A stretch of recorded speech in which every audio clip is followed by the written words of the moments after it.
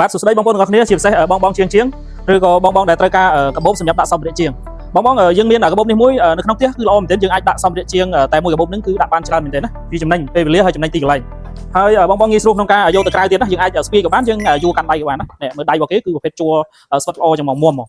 ហើយយើងមាន2 3ម៉ូដ2 3ទំហំជូនបងសម្រាប់បងថាត្រូវការតូចធំមិនមានតាមតម្រូវការព្រោះតែពិសេសសម្រាប់បងតាក់ទងមកលើសម្រាប់50នាក់ដំបូងយើងមានការចំណាយ50%គ្រប់ម៉ូដហើយ free ដឹកជូន25ខិតក្រុងណាបងខ្ញុំណែនាំជូនបងមួយអាហ្នឹងប្រភេទហ្នឹងប្រភេទតូចយើងមានលក់ចាប់ប្រភេទតូចឥឡូវបងប្អូនថាអត់ចង់ប្រើឲ្យបានច្រើនមានសម្ភារៈតិចអញ្ចឹងយើងប្រើប្រភេទតូចហ្នឹងទៅហើយបាតជាប្រភេទបាតគេសាច់កណាត់កស៊ូស្វិតចឹងណាហ្នឹងប្រភេទតូច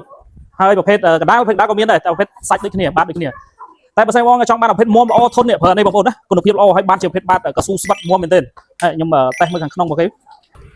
នេះបងប្អូនផ្នែកខាងក្នុងរបស់គេគឺអញ្ចឹងបងប្អូនបាតជាប្រភេទបាតកស៊ូក្រាស់ហើយអត់ជ្រាបទឹកទេប្រភេទហ្នឹងមានថតច្រើនយើងអាចដាក់សម្ភារៈផ្សេងៗណានេះអានេះគេថែមឧបករណ៍សម្រាប់ដាក់អីវ៉ាន់ម៉ាតូចមួយហើយនេះខ្ញុំមកបង្ហាញប្រភេទធំបងនេះប្រភេទធំអានេះសម្រាប់បងជាងមានត្រូវការដាក់គ្រឿងច្រើនអីវ៉ាន់ច្រើនយកនេះដូចគ្នាបងប្អូនណាតែអានេះរូបគេខាងលើចឹងណានេះអានេះធំមែនទែនខាងក្នុងទលាយមែនទេបងប្អូនខាងក្នុងទលាយហើយបាតជាប្រភេទបាតកស៊ូក្រាស់ដូចគ្នាណាគេថែមប្រអប់នេះឲ្យយើងដូចគ្នាអរគុណច្រើនបងប្អូនណាបងអាចតាក់ទងមកឥឡូវនេះមកបងចង់បានម៉ូតពីណាយើងមានក្នុងស្តុកស្រាប់ណា